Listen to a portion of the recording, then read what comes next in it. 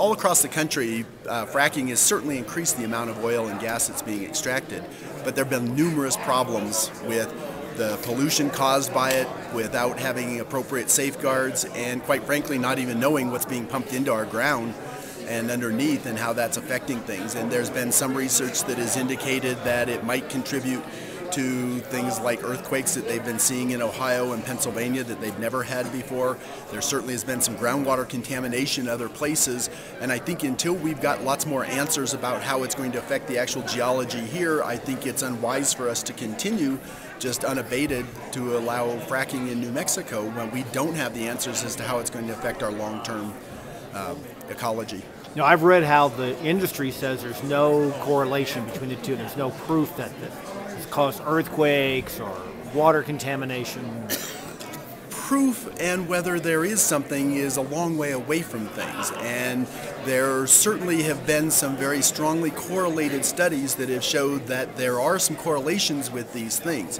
And correlation, and I fully understand as someone who teaches statistics the difference between a correlation and cause and effect proof.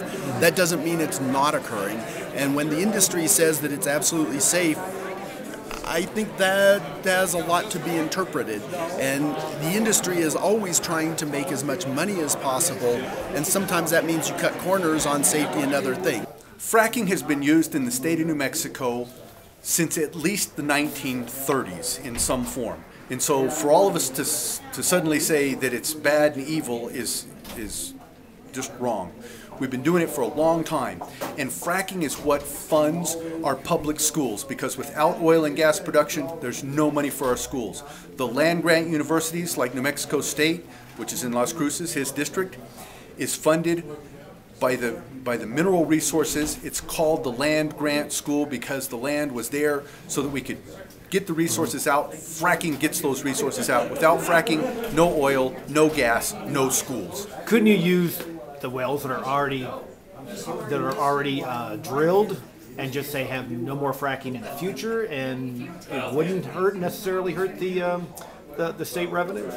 Well, production goes down over time, and so yes, we could do that, and the schools would continue to get less and less money until we suddenly didn't have any money at all. Do you think that politically a bill like this can pass? I'm a new freshman. I really don't know all of the politics of something of this sort as to what's likely to pass, what's not likely to pass. So it'd be difficult for me to answer that very effectively. Politically speaking, does this have a prayer? It better not, because the argument is that no fracking, no schools.